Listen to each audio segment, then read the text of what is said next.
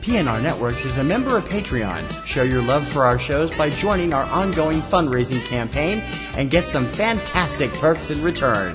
Check it out and become a Patreon sponsor. You can sign up at patreon.com, patreon.com/PNR Networks. And thanks for your support.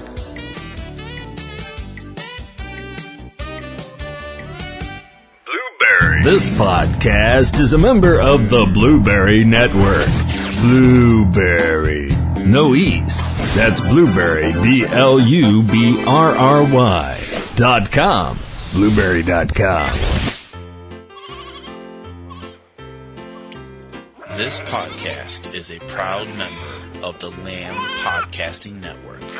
Find the network at largeassmovieblogs.com. Oh my God, more Masochistic Martial Arts March. When will the fun ever start? We're almost there. We're almost there. It's almost done. I know, and I actually, to this week's movie, was actually a guilty pleasure of mine until we rewatched it. Everything else going on. I don't know whatever medications you were taking the first time you saw this movie. I was younger, and I was young and naive, and, you know. Anyway, we got all that, plus we got a lot more stuff going on. And more reviews and all the usual kind of stuff that we're famous for. Mm-hmm. Right here, right now, I'm T.C. Kirkham. I'm Kim Brown. Like sands through the Karate Kids. This is Subject Cinema. And get ready, because it's going to hurt. Stand by to receive our transmission.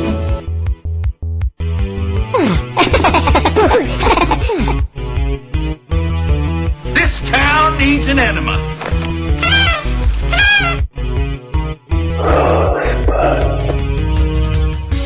Celebrating a decade of film podcasting.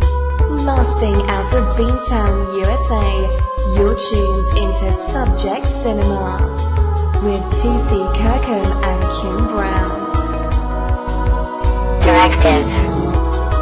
Oh, behave. Yeah. I volunteer as tribute. Suppose you run your business and let me run mine. Here's looking at you, kid. Before we get started, does anyone want to get out? Ladies and gentlemen, please welcome TC and Kim. I feel like we should start singing Mamas and the Papas.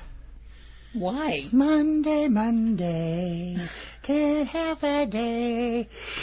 Welcome to Subject Cinema. I'm T.C. Kirkham. Hi, I'm Kim Brown. We're a day late again. It's day and date, March 27, 2016. Subject Cinema number 562. Mm-hmm. Can't even get the numbers right. It's that my brain is addled between this and Boston Springs, the festival going on all month, and another month of that to go. It's like, gonna pull my hair out. Yeah, but we're at the end. We are of this part of it. We have reached the last film in our foray into pain, and boy, has it been a painful journey this year. Yeah, I mean, everyone when we do the Masochistic March stuff, we're going, we're gonna watch bad movies, and you know, some of the bad movies are but we end up torturing ourselves with some of these. Apple. A few years ago. The Swarm. The Swarm. Oh, the Swarm. God, the Swarm. I mean, every once in a while we get a bad movie that's so bad it's funny. You know, it's so bad. Miami Connection. Huh? Miami Connection. Yeah. Yeah. And then we get stuff thank you, like Anthony and Eric, by the way. Yeah, and then we get stuff like we had this year. Holy cheese whiz, this was just... We've done 3 bad films already. We did Ninja Champion from director Godfrey Ho, who all of his stuff is supposed to be bad. We did Mortal Kombat Annihilation. Oh, excuse me. Mortal Kombat Annihilation, which was just horrible. And last week, Clones of Bruce Lee. Oh, God. I never realized just how much pain we were putting ourselves through. Now, and then we sat down all of these films we've seen this month are available for streaming or download. Most of them are available for free through Amazon Prime. Although, if you have the martial arts 50-plus cheapo public domain box set, which we have, not only are to this week's movie there, then 2 or 3 of the Godfrey Ho movies are on there, and another film we're going to have a flashback on, if I can find the clip, is on there, and a number of other things, and this film. Now, the proper title of it, well, we'll talk about it in a second when we get there. It has a proper title. It has a public domain video release title, and we'll talk about that when we get there. So in the meantime, how was your week this week? Other than fine. exhausting, because we've been running around like crazy. Yeah, it was pretty all right. Anybody who has wonder what I've been doing, go over to eCinemaBoston.com. As Boston Springs, the festival is full swing. 3 festivals this weekend, 3 festivals the next weekend. Yeah. All kinds of stuff happening in the Boston Springs Festival this year. I'm so happy we have a spit guard on the phone. She says that every year. Well, it's true. Are you tired of that old chestnut? Well, maybe if you'd stop drowning the microphone, I wouldn't have to say it. Suffering succotash. Sakes. I think my week was all right. We're still kind of... The weather's been a little bit wonky because it's like, one day it's sort of all right, the next day it's freezing cold, and then you look out the window and you can't see for the snow. Yep. And then you go outside and there's no snow, and it's like it was snowing a second ago. I know I haven't taken that many medications, but it's kind of bananas. I've been going through another series of doctor's tests and crap again, so getting myself back into normal shape. So hopefully things will work out. So anyway, now that we've talked about ourselves for long enough, let's get into it. Our final Masochistic Martial Arts March entry for this year. Woohoo! Yay.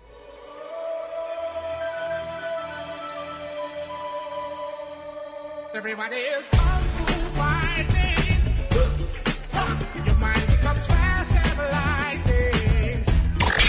Hey kids, time to jump in the car. Pull into a choice viewing spot. Put the speaker in the window. Sit back, relax, and suffer with everyone else. It's time for another trip to the Subject Cinema Drive-In Dungeon. 2. Back. 8. 3.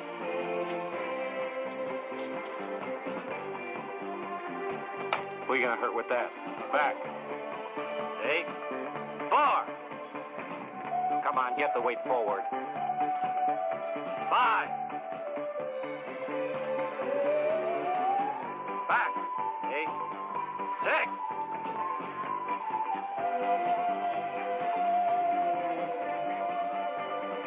Yes, Woody, what is it? May I join the class, sir? You know what time class starts. All right, do 10 push-ups and fall in. Okay. I remember watching this film over and over and over again when it ran on the now defunct movie network known as Spotlight back in the early part of the 80s.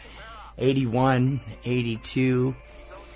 And I liked it then. It became a guilty pleasure for me. And I saw it later on HBO or Showtime too. And the Disney Channel, and the Disney Channel distributed it a few years later.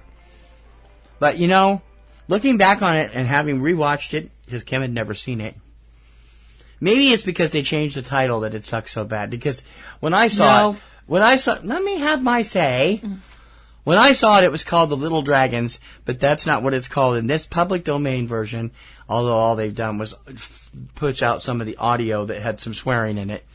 That's the only changes they've made. And it was released on home video in the 1985 edition under the title Karate Kids USA to capitalize on the success of the Karate Kid with Ralph Macchio and Pat Morita. And people involved with this movie should have known better. Give us the rundown. People involved with the Little Dragons or the Karate Kids. We're gonna refer to it as Karate Kids USA because that's the public domain title that we've seen it, even though the proper title is the Little Dragons. Anyway, people who were involved with this should be ashamed of themselves. The story, Dr. Evil quotes, it has a plot line, unlike Ninja Champion. All right. Well, no, it's actually one movie, unlike Ninja Champion. True. Okay. It does have a plot line. Unfortunately, the plot line sucks harder than Christopher Lee at a Dracula marathon. Our heroes of this piece are Zack and Woody, who are brothers, And they both are taking martial arts. Zach is the older brother, a little bit more level-headed and a little bit more rational. Woody is young and impetuous and incredibly effing annoying. They are going to be spending some time with their grandfather, JJ, who they actually refer to as JJ, although sometimes they call him Grandpa, but sometimes they call him JJ. Just personal aside, if I called any of my grandparents by their first name, they may have been asked to do that by him. Stop putting your personal stamp on these things. I'm just saying, if I had done that to any of my grandparents, I would have been given a slap in the mouth. So off they go on a camping excursion while still wearing their karate gis, which to me seems incredibly disrespectful, but what the hell do I know? And they go to a campground, and they're having all sorts of wholesome family fun. Gag. And also also at the campground are a married couple, the Forbingers, Dick and Ruth, and their young... And he is, too. He certainly is. And their daughter, Carol, and Carol's dog, Rufus. The family is traveling in what, for the time, actually really even for now, would be considered a pretty grand RV. One of the longer, really special models that's got all the bells and whistles and kits and doodads. Including a built-in stereo 8-track player and a radio telephone receiver. Yeah, them. Woohoo! Because guys have to know this kind of stuff because I think it's ingrained in their friggin' That was DNA. supposed to be ironic. I know. But guys are impressed by that stuff. Don't ask me why. Anyway. I know some women, what do they call those?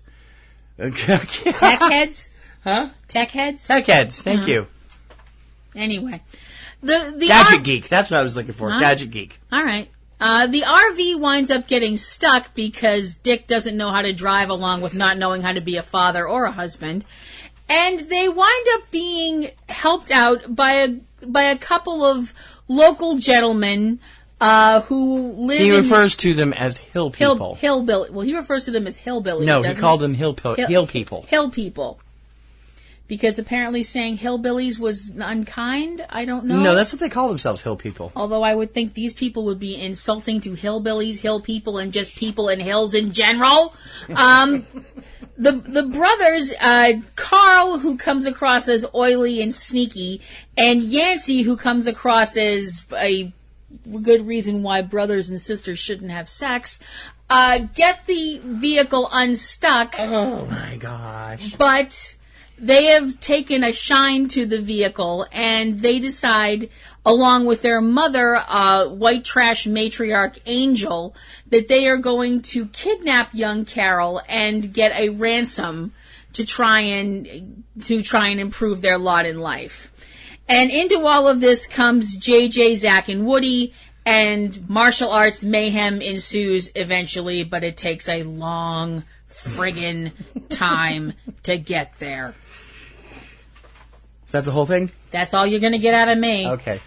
By the end of this movie, I was coughing up blood. That's all I can remember. You were not. With Charles Lane as JJ, Ann Southern as Angel, Chris Peterson as Zach, Pat Peterson as Woody, Sally Boyden as Carol Forbinger, Rick Lenz and Sharon Clark as her parents, Dick and Ruth, Joe Spinell as Yancey, John Davis Chandler as Carl, Clifford A. Pello as the sheriff, Stephen Young as Lunsford, Pat E. Johnson as the karate instructor, Donnie Williams as the motorcycle leader, Tony Bill, we'll come back to him, as Niles, one of the FBI guys, Brad Gorman as the deputy, okay, Dad, and a whole bunch of other extras here and kids that were part of the Little Dragons were Robert Espinoza, Eric Johnson, Rachel Lawson, Jason Sachs, Elan Salberg, Oren Salberg, apparently the 1979 version of the Eaton brothers, Jet and Jagger, Tim Spear, Elliot Mason, Sam Spira, and Jiggs as Rufus. Now, this movie was produced by Tony Bill and Robert S. Brimson. Tony Bill, a year later, would produce one of the most critically acclaimed young person's films of the 1980s, a film called My Bodyguard. It came out in the summer of 1980 with Chris Makepeace, Adam Baldwin, Martin Mull, and Ruth Gordon. It is a wonderful film, and he directed that as well. And a year earlier, he was doing this swill. Yeah. What's even more frightening, this was one of the early directing efforts by Academy Award-winning director Curtis Hanson, who directed L.A. Confidential and The Hand That Rocks the Cradle, among other films. L.A. Confidential he won an Oscar for. Mm-hmm. And this movie was Curtis Hanson. I could not believe that when I read this a few months ago. I'm like, oh my God, really? When you look at some of the people involved in this film, you're just like, who did they owe a favor to? Who did they owe money to? Why the hell are they in this movie? Despite what Wikipedia says, we do know for a fact the film was shot in 1979. There's some speculation that it was shot earlier because Chris and Pat Peterson look younger, according to some people, here than they do in some of the stuff that was around the same time. But you look at this movie and you look at Pat in the first 2 seasons of Knots Landing, where he was a regular for 9 seasons as Michael Fairgate, Karen Fairgate's youngest son. He looks exactly the same here as he did on the first 2 seasons of that show, and that was 1979. So this was shot in 1979. Mm-hmm.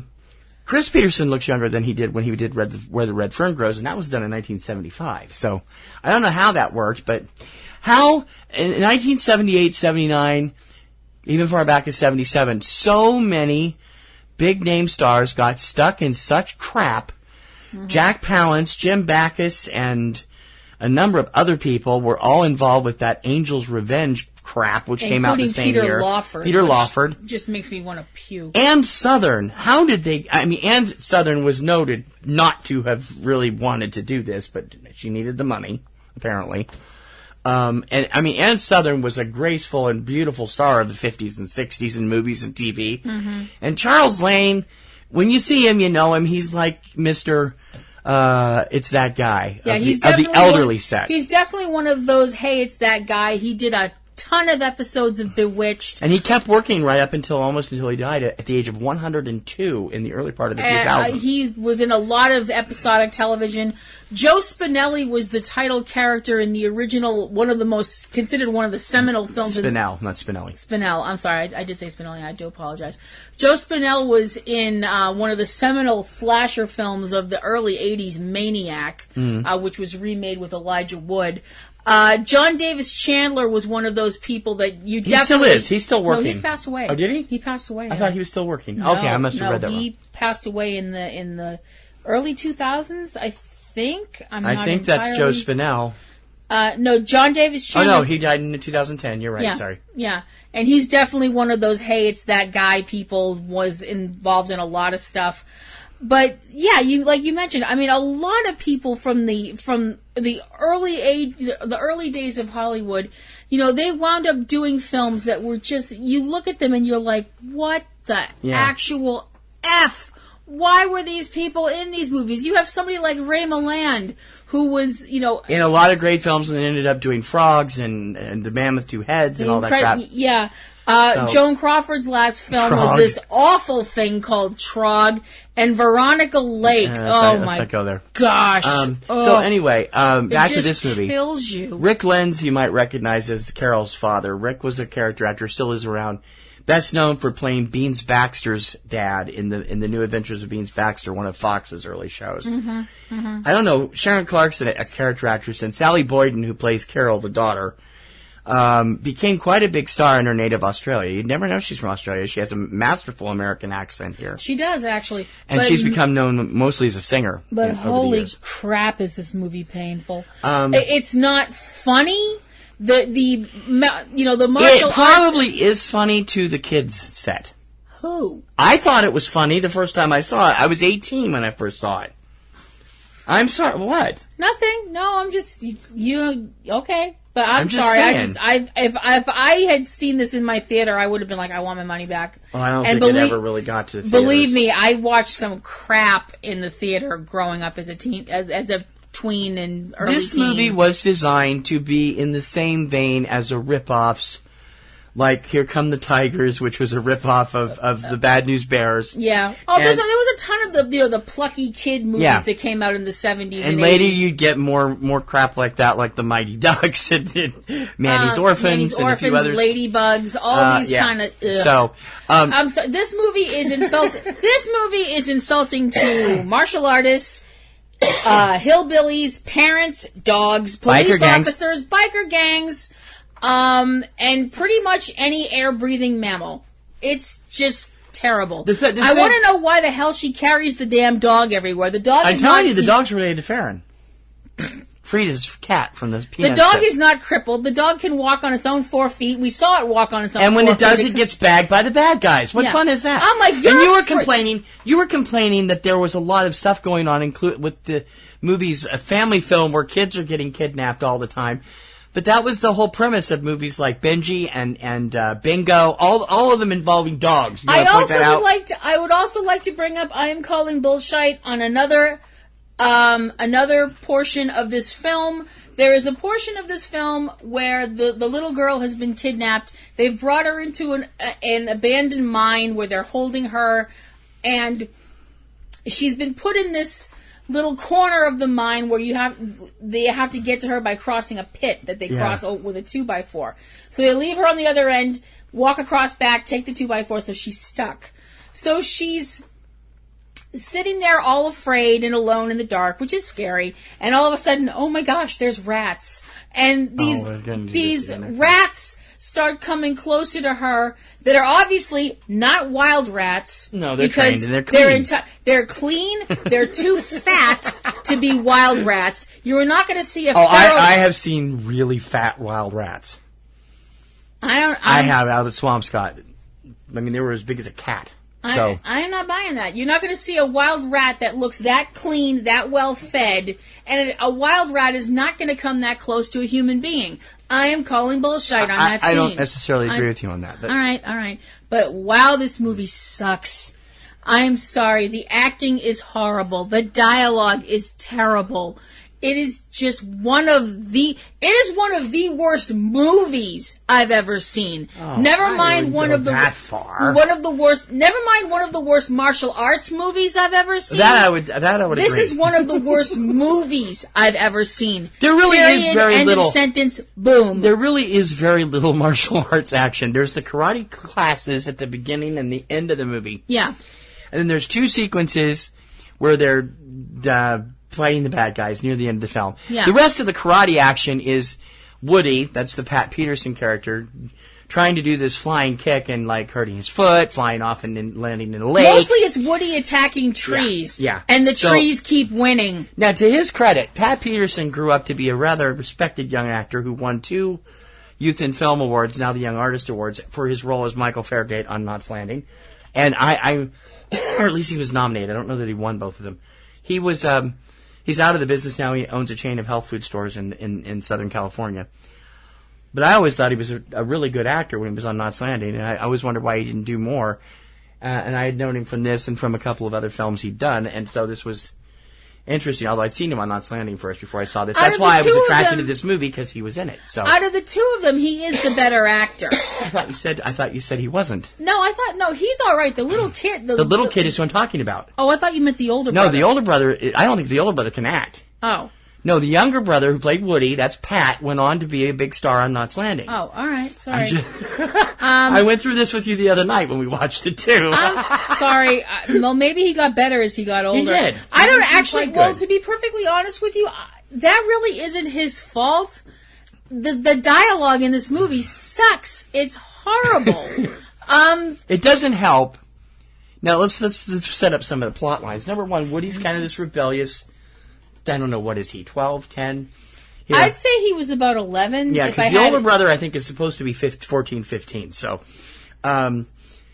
Woody is like got a chip on his shoulder. He says shit all the time. And his favorite phrase is no shite, Sherlock, or with the nasty word put in there. I can throw it in once, but I'm not going to throw it in anymore. And he actually says this in front of his grandfather, because his grandfather, the first time we hear this is because Well, his grandfather turned into a health food nut. He's only brought soy foods and snacks. I don't eat that shite, grandfather. It's probably how he lived to be that old. You know, it's grandfather taught him to use the swear word souffle. Yeah. Anybody think that was funny? I thought it was funny at the time.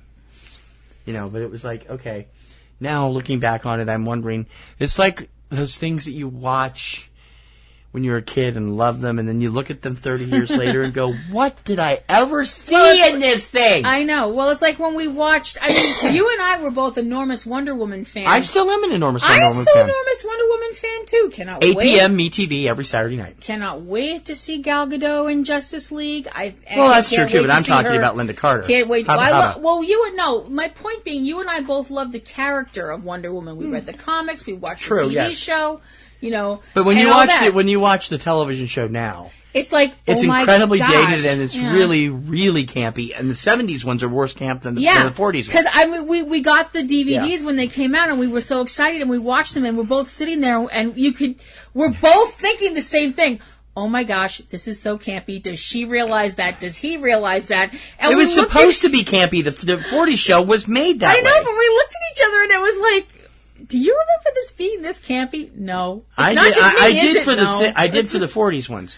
The 70s ones I didn't remember being that campy, and they were. But this is crap. Yeah, this is not even fun camp. This is just crap. No, this is not even like you don't even feel fun pulling it apart. This is like picking on a small, weak, defenseless animal. You don't feel fun. You know, it's not fun to tear it to pieces because it's just that damn awful. Yeah, and people. I mean, Curtis came up a long way after this movie. Obviously, ending up with an Academy Award for his directorial work on L.A. Confidential. It's like, and of course he passed away last year or the year before last, and it's like, wow. Well, I mean, I am of the opinion everybody has to start somewhere. He actually passed away in September of 2016. Yes, sir. And you do have to walk. You know, you have to crawl before you can walk, and you have to walk before you can run. But do you really have to run right into a brick wall?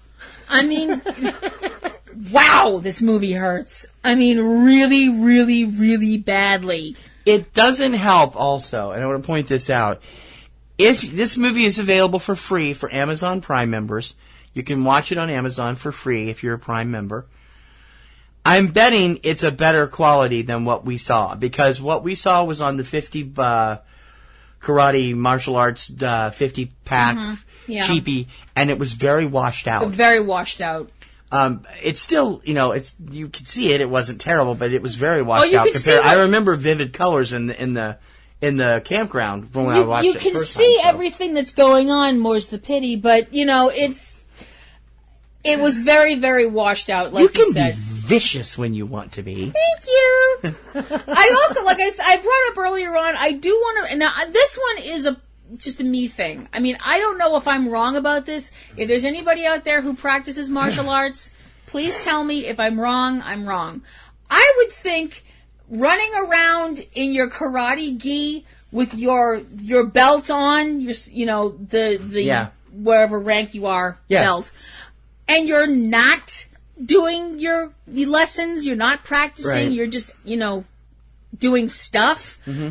I would think that's incredibly disrespectful to your dojo. I mean, I might be wrong. I don't know, because they wore them all the time they wore them in action in Miami Connection too. Both groups. Yeah, so. Another movie that sucked. But it was fun suck as opposed to this, yeah. But even Against the Ninja wouldn't have saved this film. I just felt that was incredibly disrespectful. I mean, I might be wrong. I mean, if I'm wrong, I'm wrong. I also don't know the classes of the belts. I know black belt and brown belt are the top two, but we were trying to figure out the rest of them. And if you guys have any information, I still think white belt is the lowest. I'm not sure. But I might be wrong. I'm not sure. But anyway, case, wow, this hurts. As we always say with these films, we watch them for you, but if we have to suffer, you have to suffer. So please go over and check out Karate Kids USA. It's available, as I said, for free for Prime members on Amazon Prime, $3.99. Otherwise, if you're not a Prime member, I wouldn't bother. In all honesty, I wouldn't pay the $4. No. But you could get that 50 box set for $10, and there's a lot of crap on there that's really fun and bad, but fun. But you should check it out and kind of keep in mind that these films did keep some of our veteran character actors working, like Charles Lane, Ann Southern, and a few of the other ones. And as far as the Peterson brothers go, they're both out of the acting business. They're both out of the entertainment business, actually. And like I said, Patrick got much better as he got older. I don't know what happened to Chris after about 1980. The last thing he was listed in was an episode of MASH in 1982. So he's been out for quite a while, too. Yeah. Karate Kids USA from 1980, also known under the title The Little Dragons. Be prepared, it's painful. And that concludes Masochistic March for 2017. Thank you. Fill in your deity of choice here. Real movies for real people. Subject Cinema. His movies. Way to go, Charlie! I think it rips through your clothes when it takes you over. More human than human is our motto. He tasks me, and I shall have him. Her movies. The hills are alive. You're so jealous you can hardly breathe. The rum? Yes, the rum is gone. Why is the rum gone? Suddenly my life doesn't seem such a waste. Fuzzy Fur Movies. The Cavebabble Podcast. We babble about the movies you love. And probably a few that you love to hate. Find out more at cavebabble.com. Also available on iTunes, Stitcher, and by Smoke Signal. C-A-V-E. Babble. Cavebabble.com. Movies for him, her, and you. If you're looking for great films, well, that's okay. You'll like us anyway. Subject Cinema.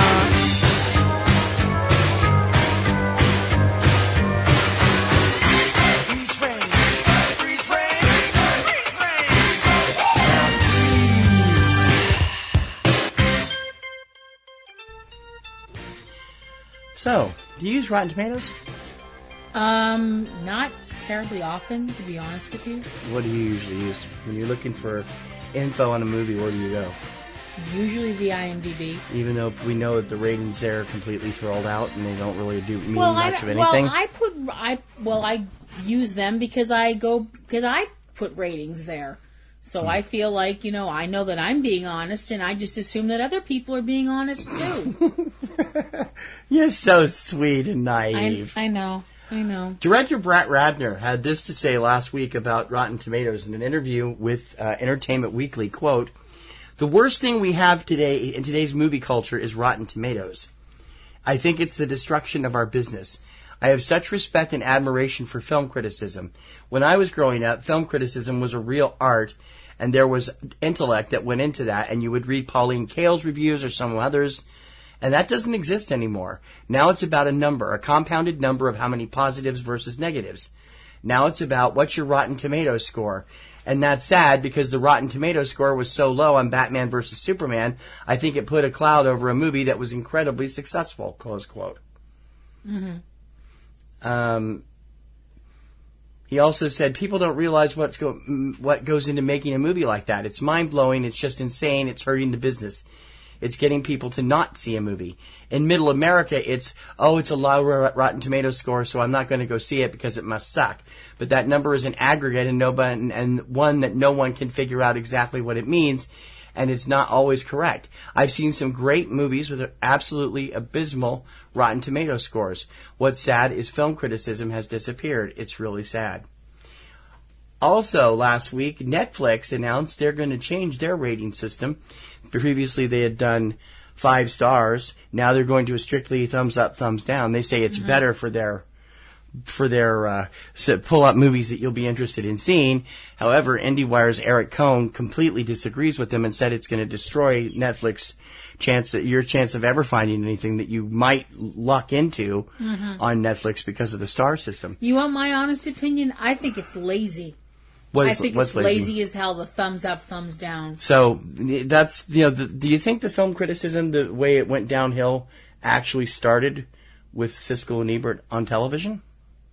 No, because they continued to write thorough reviews of everything in the Sun-Times and the see, Tribune. That's but why the thumbs I don't... up, thumbs down was their motif on TV. Do you think that started it? I don't think it did. I really don't. Because they would talk about why a movie deserved a thumbs up or a thumbs down. Okay, that's true. They would go into detail about why they felt that way. They weren't just like, oh, this is awesome, or oh, this sucks. Which is all people get now. And, I mean, I'm not trying to sound like a snot, although this is going to come off as incredibly snotty, and I know it the second it leaves my mouth.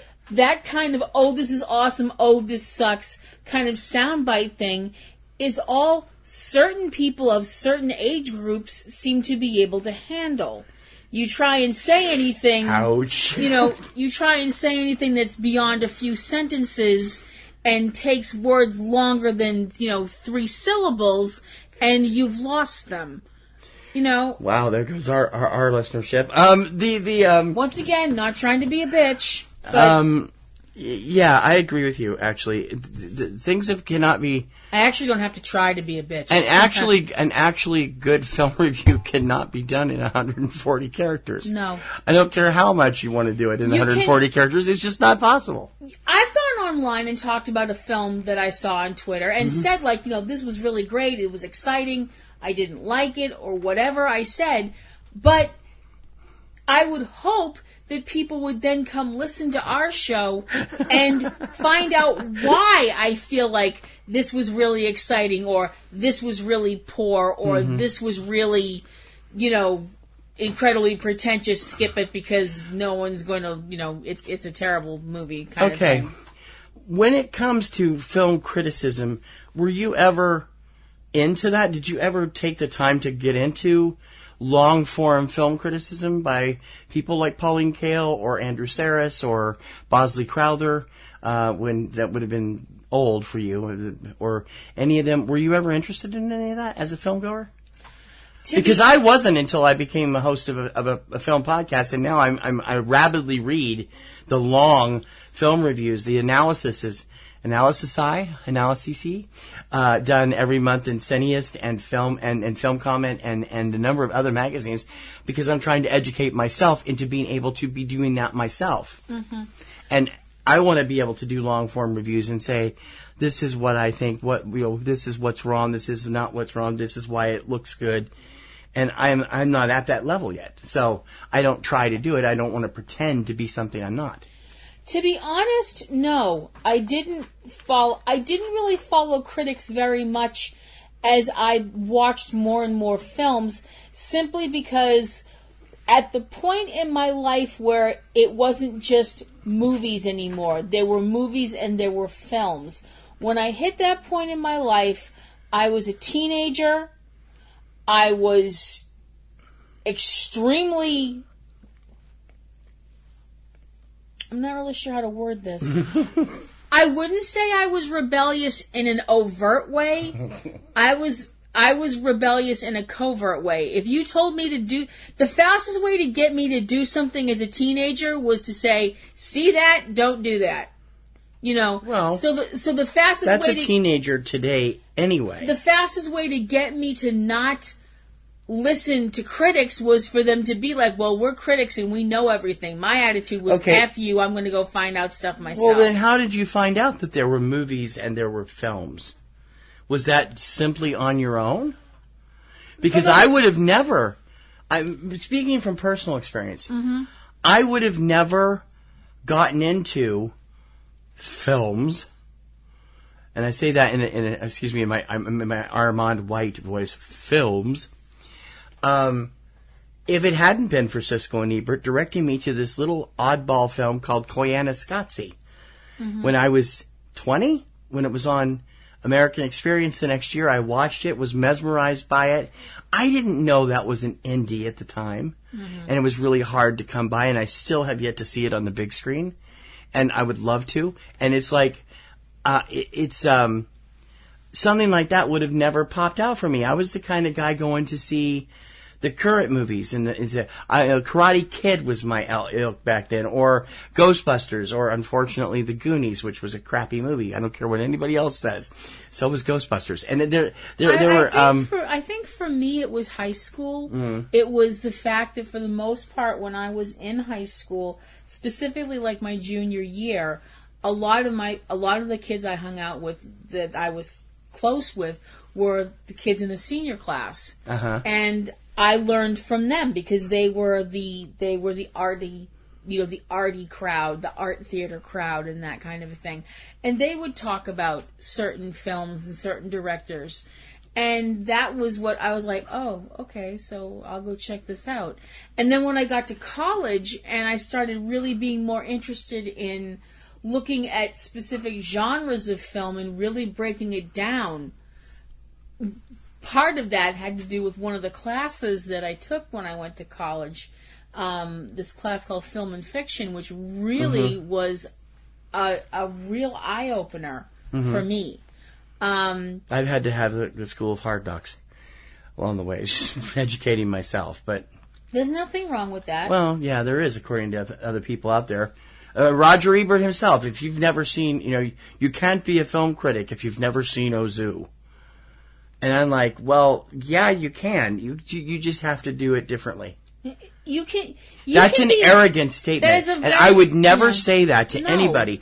I come from the thing that I think bugs other people about me that I've talked to, is that I can't tolerate their holier than thou, I'm right attitude. With me, how I review films is I sit down and I review a film, and if I like it, great. If I don't like it, great. I don't always agree with the crowd. See Guardians of the Galaxy. Hated that film. It was a big, huge hit. Suicide Squad. Hated that film. Although in that case, I agree with most of the critics. I didn't like either one of those. And yet I loved other films that the critics hated. X-Men The Last Stand, for example, and a couple of other ones. I loved. Well, and we both sat there and went, what the hell is everybody talking about when everybody praised the future to the skies? And we but that was the Sundance crowd, and they're kind of jaded anyway. And we both sat there like, what the F are these people watching? I didn't get all the critical praise for Oslo August 31st. I mean, I'm in all fairness, that movie depressed the hell out of me. And it was well shot, well acted, but I came out of that movie wanting to slip my wrist. And I'm like, I'm sorry, I don't care how depressing a movie is, you gotta give me something to grab onto. Just because a movie is depressing and leaves you that depressed at the end of the movie does not make it a great film. I don't care I don't care if it's the holy grand lama of filmdom telling you this is a great film because so and so, and you must believe it. Bullsnit.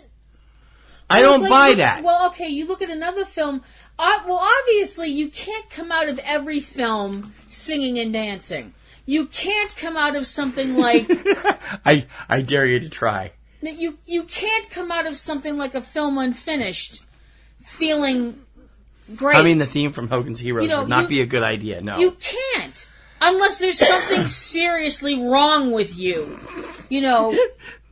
But why are you looking at me when you say that? Because if I was looking at the wall and talking to you, that would be rude. I'm kidding. But my point being that that's a kind of film, you can't walk out of a film like that and be like, well, who's up for nachos? No. That's the kind of film you're going to sit there and it's going to make you be quiet. It's going to make But you that's a documentary. think. That's a different thing. It's a different thing altogether, I think. Documentaries are supposed to make you think, but when you have a narrative and they command you, you must like this film because 9 times out of 10, I talked to a number of people last year about all the Oscars. I talked to 7 or 8 people, and 9/10 of them could not stand The Revenant. They thought it was vulgar, violent, disgusting. Leonardo DiCaprio or not, they just did not like that film. Mm-hmm. And yet the critics were all over it as one of the best of the year. Right. And I'm like, I'm sorry, I have to take everything into effect, and that's why it gets me so riled. And I've been going off the rails this weekend because everybody's been bashing the Justice League trailer for, 80 hours of 2.5 minutes for like 18,000 minutes of podcasts and stuff. Just because it's the Justice League trailer, it's Zack Snyder, we're going to pound this until he's dead. And DC. Regardless. I mean, even Sam Adams, who I have absolutely zero respect with, left after today. Sam Adams spends his column on Slate over there as the editor of the Browbeat column now, who used to be with IndieWire, goes over there and says how it's absolutely certain that because the trailer sucked, the movie sucked. And then he gives all of this, pardon me for borrowing a phrase from our beloved president, fake news about how Batman vs. Superman was a bomb at the box office. Hey, newsflash, no it wasn't. It made its money back. Barely, but it made its money back, which means it's not a bomb. And secondly, he also said, nobody that saw it actually liked it. The critics were right. What, you liked it? That's what I'm saying. I liked it. I liked it too. Yeah. I liked it too. And so did 7 out of 10 people. It has a 7.1 out of 10 people, a 72% score, positive score, on Rotten Tomatoes. Yeah. So, I mean, now here we go. There's that whole, squish them down into numbers, but that kind of percentage is handy when you have critics out there insisting the exact opposite. Yes, it's true. It has an 18% from the critics, but it has a 70-something. And Iron Fist. From the fans. Iron Fist, which we have not seen. Everybody's screaming whitewashing on Iron Fist, which, number one, is ridiculous anyway. The character has always been a young, white billionaire. Is screaming and said, this is a terrible series. You can skip it. You don't need to go to it. And yet, if you read between the lines of all the reviews, they bring up something about Asian casting. And it has an 18% on Rotten Tomatoes. It has an 83 from the fans. Mm-hmm. The fans like Iron Fist. F you critics. Yep. And now they're getting up in arms about being told off about how bad it was. I'm like, number one, critics need to stop being so damn critical of things in the way that they're doing it just to destroy it. That's what's destroying film criticism.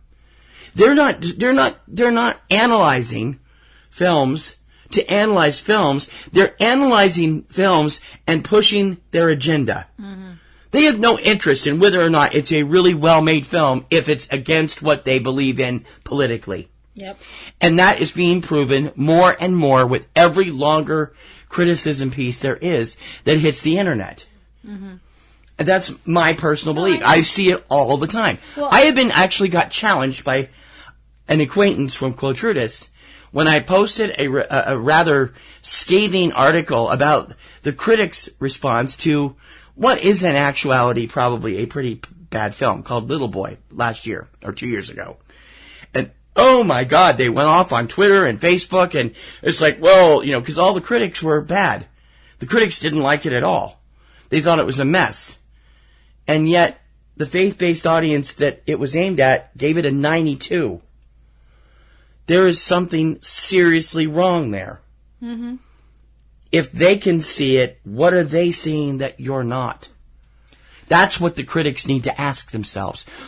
If you're truly, maybe I'm wrong, but if the fans see something they like really well in a blockbuster like Suicide Squad, or even in a smaller film like The Future, or,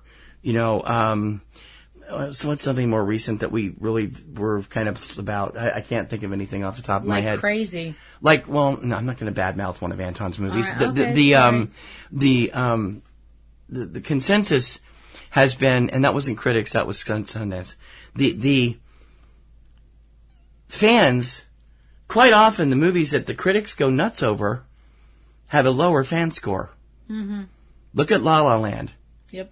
91 critics, 72 fans? Mm-hmm. Which is close, something like that. I'm not sure of the exact score. Yeah, but we know more than a few people that have said, we went to see La La Land and we didn't see all the hoopla. Yeah, we didn't see what the big deal was, I don't know. Maybe I'm wrong, but no, you're if not the wrong. critics are not seeing what the fans are seeing, maybe they need to ask themselves, what are they seeing that I can't see? Am I blind to something? I think a lot of it has to do with the fact that a lot of people have just basically said, we've had enough. Mm-hmm.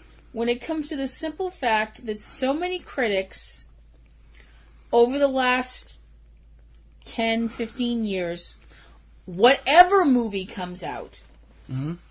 whatever it has to do with. Right, okay, yeah, we get that. You know, their critiques are always, well, it's so obvious that what they're really trying to say is... No, I don't agree that all of them are like that, but about 90% of them are. And some people actually try to keep that out of it. And I do think people finally went, shut up. Mm. You know, we'll make up our own mind. Yeah. Yeah. We get it. We understand. You don't like the war. You don't like the president. We understand this. But if a movie has nothing to do with any of that, stop putting your own, you know, it's got nothing to do with it. You know, and underlying, there probably is some underlying theme, but that's not what you should be thinking about when you see the movie. I don't think. Now, I've been told I'm wrong about Avatar, that, it's absolutely about the environment and making sure everything is okay and that humans are bad because we, do all these bad things. And up to a point, I understand their point. But Avatar is also a beautiful and well-written science fiction film. Mm-hmm. Think of that afterward. And don't let that affect how you think about the movie. I could review Avatar and call it a beautiful film. It's in my top 30, I think it was. It's a great film, well acted, well written, and beautiful to look at, lush and colorful, and the 3D is amazing if you've seen it in 3D. And it's great. Yes, the underlying environmental theme is there because it is, because that's what James Cameron does. Yeah. But it doesn't need to take into being shoved down your throat in a review of the film. No. Of the story. And we've talked about this and harped on it for years, so yeah. Maybe it's getting through to people to make up their own minds. I think it is. I hope it is. But the whole idea that, you can boil down somebody's opinion into a thumbs up or thumbs down, I find that insulting. I have to be honest. I find that insulting. I think it's really going to screw up Netflix entirely. I think because of that, they're going to see people leaving in droves. I don't know. I don't know either.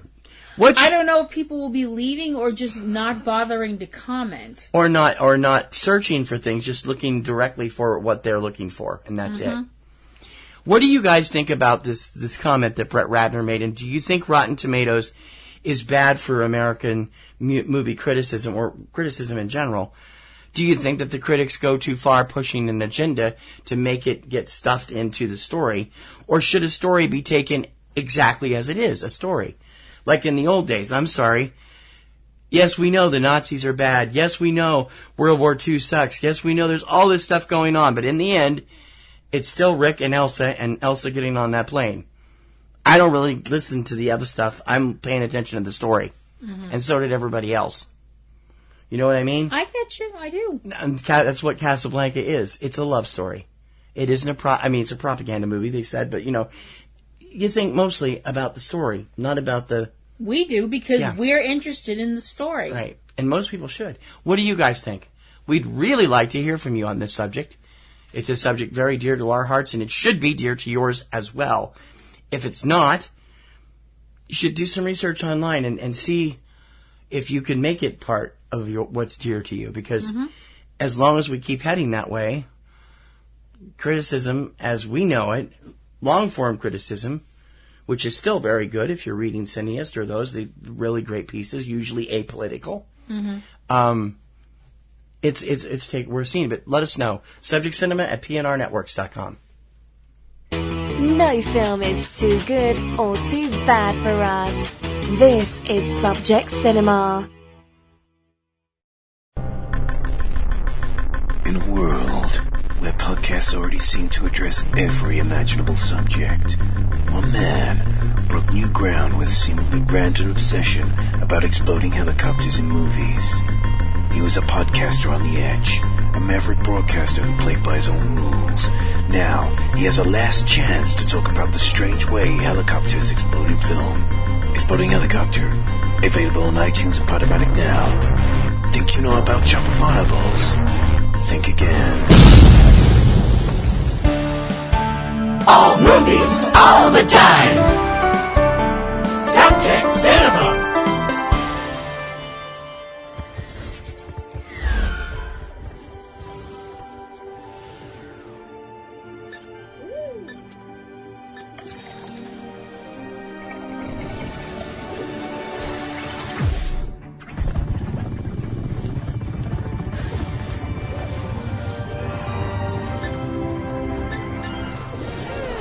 Movies at the multiplex.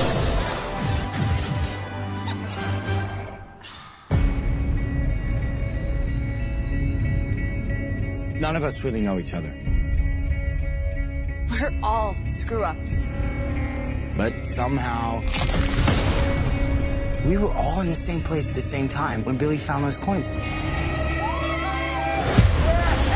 Guys, check out how we glow. I'm blue. No, I'm black. What? I am. No, you're not. No. Do you feel weird? We're strong. I'm saying be strong. The answer to what is happening to you is here. When it was announced that this film was making the jump from the small screen to the big screen again, a lot of people were of the opinion it was either going to be really awesome or there goes my childhood. One of the two. Nobody seemed to be in the middle. But our own TC has gone to see Power Rangers and has a review. What did you think, babe? I do? You do. Oh. You did? Go for it. Power Rangers is the story of 5 kids. Teenagers with attitudes. Teenagers, Dr. Evil quotes, who are attending the assumably mid-America, mid-sized city of Angel Grove, where they're all, some of them are in trouble. Class screw-up Jason, who blew his college scholarship by helping his buddies bring a cow into Angel Grove High as a joke. How utterly ridiculous. Yeah, and he ended up milking it, and it's like, what do you mean you milked it? It's a boy. One of the jokes, folks. He ends up racing away from the cops. He won't give up his friends, so he ends up losing his scholarships and stuff for the next year and moving into the Saturday detention, where he ends up connecting with Billy, young kind of genius-style kid with little quirks and thinking about things. He's using sticks and pencils and stuff.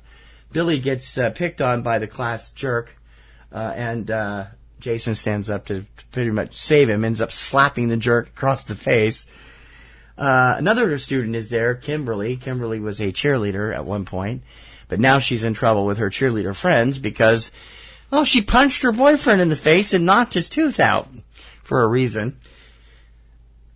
They end up seeing each other, talking to each other, and running into each other after school one night at the lake out by the abandoned gold mine, or some kind of mine. I think it's a gold mine. Yeah, it is a gold mine. And because Jason is currently wearing one of those ankle bracelet things, monitors. And Billy tells him, I can fix that so you don't need to worry about it. If you can cape me somewhere, I got to do something. So he goes over to Billy's house. Billy actually does pull it off and is able to make it so the ankle bracelet does not go off on him. And he takes Billy out to the mine where he's planning to explode stuff. Billy's admits to Jason that he's on the autism spectrum in a very skittish way. He's got like a very almost an OCD way of thinking, and he's trying to prove something that he and his late father were trying to prove when his father was alive. Into this mess come 2 other people who are hanging out by this place. The new girl in town, her name is Trini, and another guy who is not, he's been skipping school lately, but should be there. He's worried about his mom. His name is Zach. He's a troublemaker too. The 5 of them end up in doing all kinds of stuff out at this place, and end up falling off this thing and ending up in like a pit where they find these coins that glow. There's a red one, a black one, a pink one, a yellow one, and a blue one. Gee, that sounds interesting. What could this have to do with? I have no idea. It was all unearthed by Billy's explosives, who brought it down around them, and they went round and jumped into this pit and found this stuff. So, see, kids, explosives are fun. We'd also like to conclude Subject Cinema does not condone the use of explosives ever. They hear the cops coming again. Jason's in enough trouble with the cops already, so they jump into Billy's mom's van and are racing. Billy, who has never driven before, is racing to get them away from the security guards at the gold mine when he has to try and beat a train at a train crossing, but he doesn't make it. The van goes sailing into the air, crashes to the ground, and all of a sudden, it's the next morning, and all 5 of them have woken up in their own beds perfectly fine, still holding these coins. They also find that their bodies are fine, that they have greatly enhanced strength, jumping ability, and a number of other things, and they head back out to the gold mine to find out what's going on. Well, they find out what's going on. There are aliens that have been there for years trying to protect the Earth, and now these coins have given them the ability to try and save the Earth from the revival of the villain who has died in the Creozoic era, originally killed by the original person that is about to turn them into a new class of warrior called a Power Ranger. The cast is made up of Dacre Montgomery as Jason Scott, the Red Ranger, Naomi Scott as Kimberly Hart, the Pink Ranger, R.J. Seiler as Billy Cranston, the Blue Ranger, Becky G. as Trini Kwan, the Yellow Ranger, Ludi Lin as Zach Taylor, the Black Ranger, Bill Hader as the voice of Alpha 5, Bryan Cranston as the voice and motion capture of Zordon, Elizabeth Banks as Rita Repulsa, David Denman as Sam Scott, Jason's father, Carolyn Cave as Beverly Scott, Jason's mother, Anaji J. as Maddie Hart, Kimberly's mother, Patrick Sabongui as Trini's father, Erica Sarah as Trini's mother, Caden Magnuson as Pearl Scott, Jason's sister, and Fred Tatasciore as the voice of Goldar and the voice of Rita's minions, the Putties. And just another name, there's an extra too, pretty much, Matt Shively, who is on The Real O'Neills. He's the bad guy in the early detention scenes. He's freaking hilarious. No skull and bulk in this one. No. So, and also some cameos for those quick-eyed folks that pay attention. There's some cast cameos. So I went to this thing. Kim was supposed to go with me after a bet we had about Kong Skull Island and Thomas Mann's character, but she still chickened out on me. So I went by myself. Okay. Can I bring up why I didn't go? I didn't go because... You didn't go because you had to read at church, and I knew that was coming. So, that was also part of it. The other reason I didn't go was because ever since they've announced that this was going to be happening, and ever since they announced, we saw trailer after trailer and teaser and stuff like that, I have had an overwhelming feeling of dread about this. It has not decreased. No. But then TC went to see the movie... And we'll now give a review. The trailers were bad. Trailers were bad. And we saw no good reaction from the trailer. I mean, there was actually some people at one of the films we saw recently where they were just groaning after the trailer. Most of the time we saw the trailer, you heard things like this. Why are they doing this? They're going to F it up. And our friend Stacy was sitting there going, what? Yeah. So the vibe about this film was not positive. No. Are people wrong? Yes, this movie is a hell of a lot of fun. Oh, I had a blast at this movie. And I was surprised. I thought it was, honest to God, as recently as a week ago, I thought it was going to completely tank at the box office. I didn't feel anything for it. The screening I went to the early morning screening, 10:15 a.m. The place was sold out except for 4 seats in the front row. That is unheard of at Showcase. This thing is going to be a long-termer, probably till Galaxies get here. It should be in the top 5 for a few weeks. It's fun. It gets into the backstory of the Power Rangers that we never saw on the original television show. And I'm saying way back when the show was just called Mighty Morphin Power Rangers, not all the future incarnations of it, you know. I have to say that the casting in this film was really interesting. I was being unkind. The Dr. Evil quotes for the kids, actually, if they're not actually pretty young, they can pass for it. Yeah. Although Doc Ray Montgomery, who plays Jason, is a little wooden in places, and he does have a slightly receding hairline. He is pretty good as Jason. R.J. Seiler, who we fell in love with in Me and Earl and the Dying Girl, absolutely walks away with this film as Billy, the Blue Ranger. He's the one with on the autistic spectrum who is actually, you know, able to put all kinds of things together when everybody needs him to. But the real star to jump out of this is very possibly Ludi Lin. Ludi Lin plays Zack, the Black Ranger. He is unbelievably charismatic. He's funny, and he's really good in this. He's gotten quite a reputation as a rising star in Europe. He's from, I believe he's from Australia or somewhere over there, and maybe in other parts.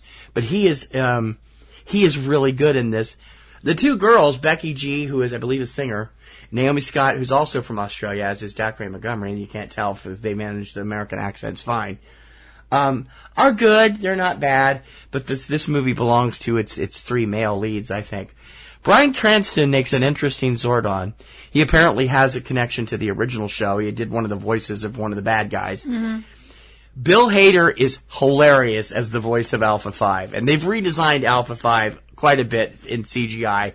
He looks really, really good, although I don't think he's cute on the BB-8 scale of cuteness. He's definitely going to have a lot of fun. And Elizabeth Banks as Rita Repulsa. Elizabeth has this way of sliding into roles like this, and I was talking to you yesterday. She is a consummately good actress who I've loved everywhere I've ever seen her. But she keeps doing roles that put her in tons of makeup, and people don't really realize who she is when they see her, unless they see her as herself, which doesn't happen very often, because she does these character pieces, like this movie, like Effie in the Hunger Games series. When you see her as herself, like she was brilliant opposite John Cusack's Brian Wilson in Love and Mercy, she was fantastic. And in the Pitch Perfect movies, which she also has produced and directed a couple of, she's fine too. But here, she is a blast as Rita Repulsa, way beyond the witchy poo type Rita Repulsa from the TV series. It has a killer rock soundtrack with some great score music as well, and there are a couple cameos, and there is a end piece about a third of the way into the credits. Once that end piece is over, you can leave. There's nothing at the very end, so it's like it's okay to not have to sit through all the credits. Once you see that little end piece that sets up the sequel, not surprisingly, it mentions another future Ranger. I really think anybody who liked the show will probably like this. I thought it was hella fun, and everybody in the audience I was with enjoyed the hell out of Power Rangers. That's good. I was surprised. I won't be next time, and I got to stop being so damn cynical, because it truly, where you get crap that really wrecks TV shows, classic TV shows, where you get crap like Starsky and Hutch and Bewitched, and from what I've heard, this weekend's Chips. This movie, no, they really successfully reinvented the entire Power Rangers wheel. I give Power Rangers a B+. Welcome to the soundtrack of your life. You're listening to Subject Cinema with TC Kirkham and Kim Brown. So this thing we want to do, what exactly is it? I think it's a podcast. I think he just made that word up. Well, anyway, what would it be about? It can be about those things we see in the things, you know, with the pictures and the acting, and sometimes Ryan Gosling. Oh, you mean films? Yeah, those. We can talk about those. And Ryan Gosling. And what would we call it? Women who speak weirdly? Ladies? Young ladies? All the single ladies? Oh, wait, I know. Chicks with Accents. Yeah, and we could use that song from the Beatles and that movie, Across the Universe. Cool. Yeah. Listen to the Across the Universe podcast, brought to you by the Chicks with Accents. Available just about everywhere. We've got the films you're looking for. Subject Cinema with TC and Kim. Subject Cinema. Scream and shout.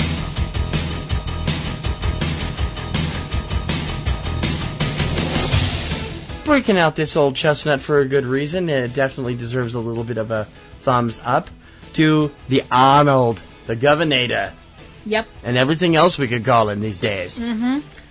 Arnold Schwarzenegger has been a lot of things in this life. He's been an actor, he's been a politician, and he's also been a friend of the Special Olympics organization, the organization that is, you know, it's a great organization, does a lot of good work, and helps people with developmental disabilities find their place in sports and gives them something to reach for, which is obviously an excellent thing. Right, I believe it was actually founded by his ex-wife, Maria Shriver's father, Sergeant Shriver. Actually, it was founded by Eunice Kennedy Shriver. Oh, so her mother? Yeah. Okay, well, I knew it was one of them. I knew she was involved somewhere, Maria was. Yep.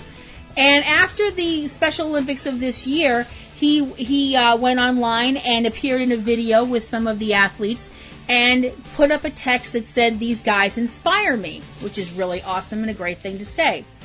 Now, the problem is that when you say a great thing and when you do good things, the trolls come out at night. There are a lot of people that say, "Hey, great job. What a good thing. Great person. I'm going to look into this and help out too."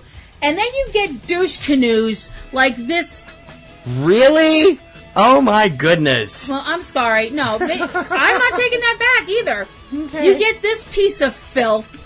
Somebody commented on the website. Now, please remember that this is a quote, a direct quote. I'm going to quote it. It's offensive, but quote it. Quote, "The Olympics offer the best athletes in the entire world to compete against each other to determine who's best. Having retards competing is doing the opposite." End quote.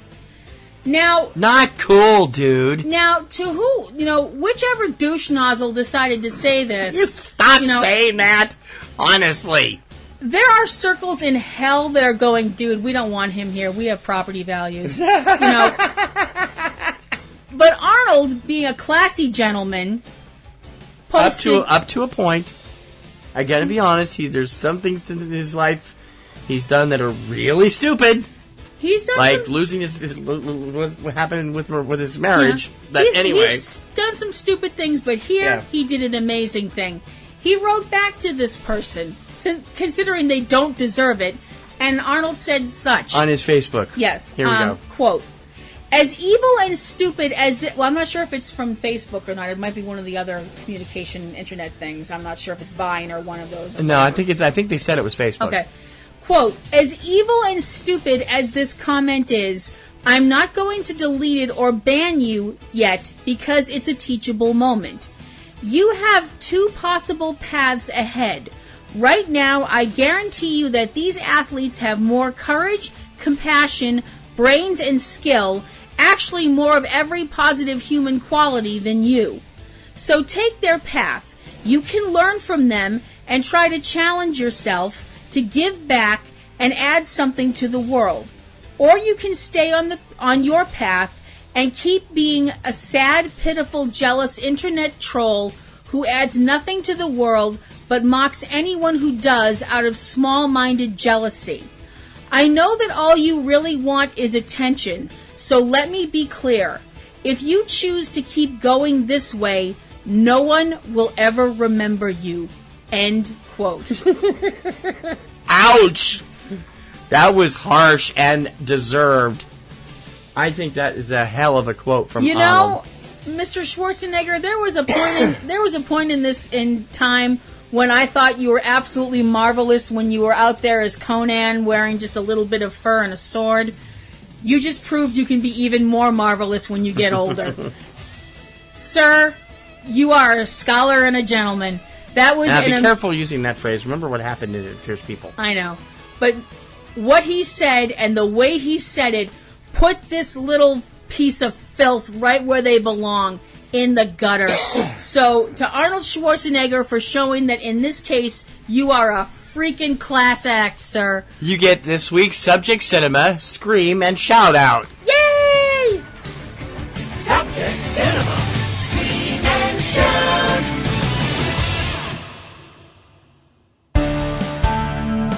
Real movies for real people. Subject Cinema.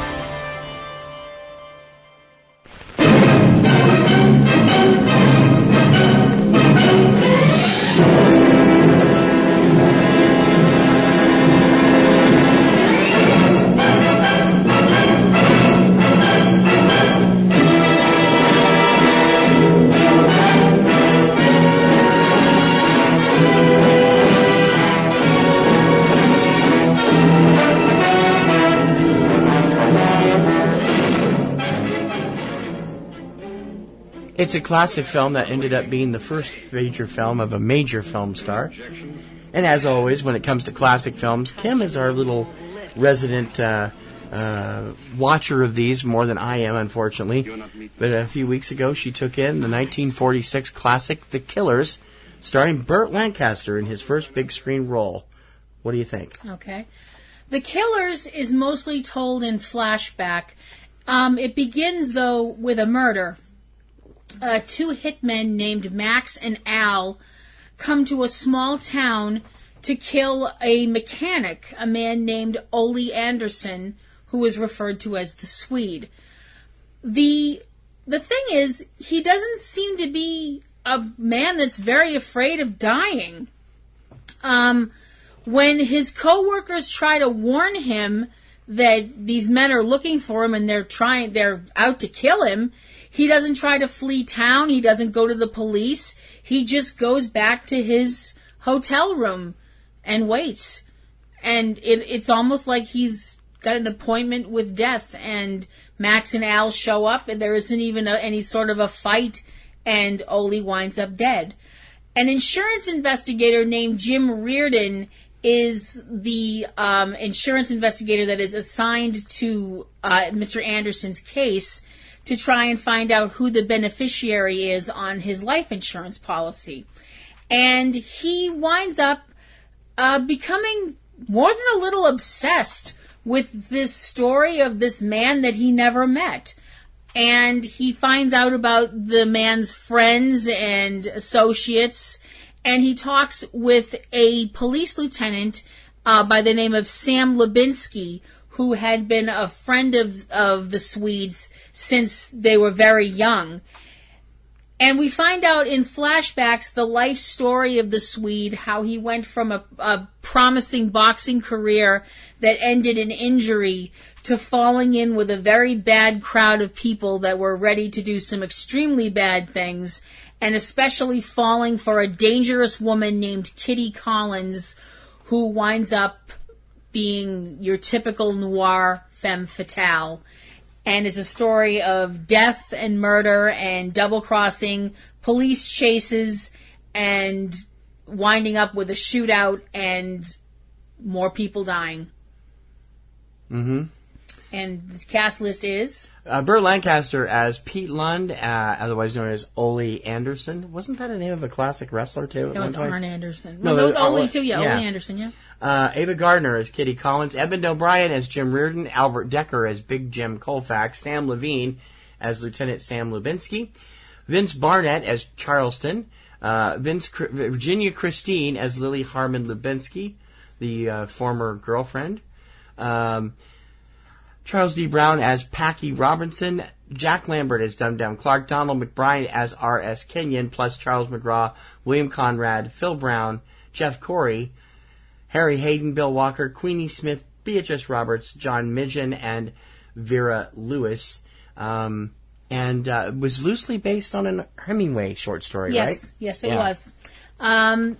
So what did you think? You'd been wanting to see it for a while, and it was on a Turner Classic, and you sat down and watched it. Yep. This is a film that is now part of the Library of Congress for being culturally, historically, or aesthetically significant. It was selected in 2008 and joined that prestigious group of films. National Film Archive, yeah. It was really, really interesting. One of the films that definitely falls into the film noir category. It was based on a short story also called The Killers by American author Ernest Hemingway. It's really interesting. It's a really, really good piece. It's been done, there have been remakes of it, including one of the only films, the remake that was done with, I believe in the 60s, 64. Mm-hmm. It was one of the few times where Ronald Reagan played a bad guy in the film. But the 1946 version, it is really interesting. It looks back at the life of a person and how, the roads that we take and the decisions that we make eventually lead us to where we wind up in life. And unfortunately, the roads that the Swede took and the people that he hung out with are the reason that he winds up dead in a hotel room. It's really, really interesting. You do have to follow it. It's one of these, it's a noir film. Yeah. Yeah, it's a noir film, so it gets twisty and turny. And there are a couple of examples of very grim humor in it, but I enjoyed it quite a lot. I would definitely give The Killers an A-. If you are a student of classic films, give it a try, give it a shot. And you can definitely see from the looks of Ava Gardner, who is absolutely gorgeous in this film, why a man would be willing to break the law to be with somebody like her, even though she is extremely, extremely dangerous. Most of them are, Yep, they are. Dames, what can you do? TC Kirkham and Kim Brown. Real movies for real people. Subject Cinema.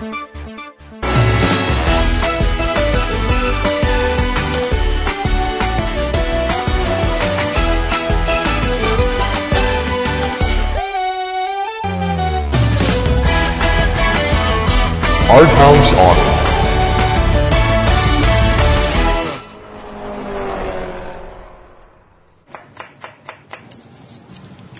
Alright, so little yeasto, little cheese. I could eat this every morning.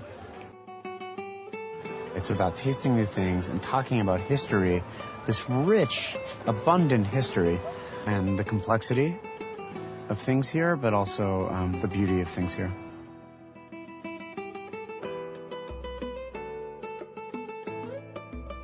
It is so complex, it is so diverse, and this is why it is hard to define it.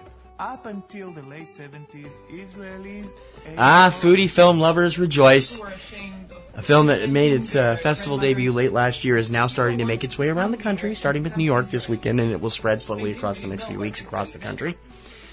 It focuses on a type of cuisine nobody ever really thinks about, unless you are from that part of the world. How many different types of cuisines are available in one particular place with so many diverse peoples and diverse religious ideas all clashing and melding in different ways. Your guide, Chef Michael Solomonov, and he's going in search of Israeli cuisine. Can you give us the rundown? Sure. Israel. When you say Israel, it means a lot of things to a lot of different people. For some people, it means the word home. For other people, they hear the word Israel and they think of conflict. Other people might think of faith. Other people might think of war. I think what most people wouldn't think of right away when you say the word Israel is yum. Yum as in the... Yum as in food. The Julia Child, Amy Adams version, yum. Mm-hmm. Okay. Mm-hmm. They don't think of Israeli food. When most people think of Israeli food, they probably think, I'm not trying to be unkind, but I think they probably think of bagels and lox and falafels and stuff like that. Yeah. And those things do exist in Israel, obviously. But a lot of other things exist in Israel, a lot of other different kinds of food, because there are a lot of other different kinds of people in Israel. Which is something that, to be perfectly honest, me and my Western Christian ignorance didn't really think about. Yeah, me too. I freely admit that. The person that takes us on this incredible trip through Israel and the myriads of foods and people therein is a gentleman named Michael Solomonov. He is a chef. a James Beard Award winner for Best Chef. And he is from Israel. He grew up in America and went back to Pittsburgh, Pennsylvania, and went back to Israel to do this film. And it is a look at all of the different types of foods that are available in Israel, made by all of the different types of people that are in Israel. And there are a lot more people in Israel making all kinds of amazing food than you think you know. You think you know what Israel is. Because you see Israel on the news so often and all the political conflicts and the wars and stuff that go on. You tend to think, Jew versus Muslim or Jew versus Arab or Palestinians. You don't really think of the fact that they're all blended along with expatriates from all different types of countries and different styles of food. Mm-hmm. And it's quite an interesting thing. There are lots We stereotype it too much. We do. When we don't even mean to. It's the simple fact that there are all kinds of food cultures occurring in Israel. And Israel itself, when you look at things, in the grand scheme of things, is actually a pretty young country.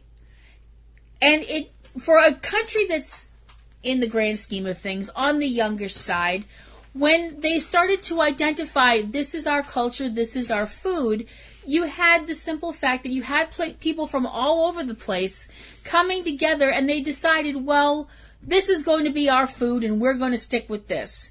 Then the next generation comes along and goes, no, we don't want that. We're not all about, we're suffering, we're doing penance, look at our food, it's so bland because we're trying to be good. The next generation came along and said, no, we don't want that. We want to live. Food is about living. We eat food because if we don't eat food, we die. I mean, that's pretty frickin' obvious. But the thing is, we should eat good food. We should eat food that makes us feel happy. Food is the fuel that fuels our machine. But there's no reason that it has to be food that is bland and boring and dull. It should be food that tastes good, that is good for you. And the fact is that Israel is full of all kinds of people making all kinds of amazing, crazy food. There's food coming from Israel itself and from Morocco and from Iran and Iraq and Lebanon and Italy and the people from Russia who fled to practice their religion freely. There are all kinds of people in Israel making their own wine and doing a damn good job. Israel is full of so much cooking and it's so diverse, just like the people. And the simple fact of the matter is that if people stopped being like, you have what I want, or my God is better than your God, and looked at each other and said, hey, you eat food, I eat food. We have something in common. Let's sit down and talk about it instead of trying to blow each other up. Now, this is a very Western way of looking at it. I realize that. And we don't mean to offend people that might be offended by that. No, I don't mean to offend anybody, and I am just an earthy, crunchy, hippie screw-up anyway, so what do I know? But you definitely get the feeling from talking to people in this film, these are not the people you see on CNN, talking about how miserable everything is and the conflict and this, that, and the other thing. These are people who are saying, we have friends who are Jewish. I am an Arab and I have Jewish friends. Or I am a Jewish person and I have Arab friends. And the things that have bonded us... Palestinian friends. Or Palestinian friends or whatever. They're my friends. They're not...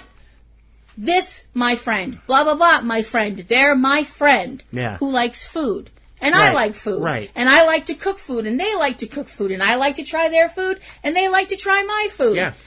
And nobody's hurting anybody. No, they're not. In fact, they're making some quite interesting and what looks to be delicious food. Absolutely. The food. Now, see, that's something else. I have to be perfectly honest. I grew up in an, Irish Catholic house for the most part, with a little British on the side, and was a meat and potatoes kid, and didn't have fancy food and didn't have parents that were really much into being adventurous with food. Not a slam on my folks, but they had kids that were picky eaters, so they probably didn't want to try and be adventurous. Now, me, on the other hand, I was raised to do meat and potato stuff, too, but my mom fixed all kinds of other stuff and also enjoyed Mexican food, Chinese food, and the like. So I grew up learning about different kinds of American, Chinese American, Mexican American cooking and food. And Kim and I were completely different in that aspect when we first got together. And I think we've learned from each other. You've learned to like stuff I liked, and I've learned to like stuff you've liked. So if we can do it, everybody should be able to do it. Yeah. Director Roger Sherman has painted this incredible tapestry in the search for Israeli cuisine that makes you not only hungry, and oh boy, does it make you hungry. Yeah, it does. I was like, when this movie was done, I was like, I need food now. Doesn't matter that I ate 2 hours ago. I want something to eat right now. It makes you think. It's food for your head as well as food for your stomach. Because again, Western Judeo-Christian ignorance here. When I thought of Israel, in my head, I was like, oh, well, Israel's full of Jewish people, and they must all keep kosher. Nope. Most of them don't eat kosher. Nope. My boss, Jeff, who was Jewish, never ate kosher, except especially when he went on his cruises. Yeah. But then he got allergic to lobster from eating so much of it. He's like, oh, well, I'm done with that. And I'm like, wow, that's easy to give up for you. I love lobster. I don't know if I could do that. But he's not supposed to have shellfish, of course, because that's against Jewish tradition. Yeah. So. But it's this movie was so eye-opening because you think, like I said, what you see of Israel and stuff like that, for the most part, people in this country, people in the West, I don't think I'm being unfair when I say this. Most people, when they think of Israel and what they see on TV, is stuff that you see on CNN and the nightly news. You see the news stuff, not the behind-the-scenes stuff of the people. You see all the conflict and all the bad things and all the... You see politics, not individual people. Thank you. And this film is about individual people, but it's also about people's cultures and the fact that people can be like, okay, I live here now, and I've brought with me stuff from where I was, but now I'm here, and because I'm here, and I look around, and I realize, well, I don't have A, B, and C to make this kind of recipe anymore because it's not here. You know, they physically didn't have the stuff anymore. Mm-hmm. So it was like, okay, well, I'm going to make this dish, but instead of using ABC for ingredients, I'm going to use CDF. You know, I'm going to use whatever. And coming up with an entirely new thing.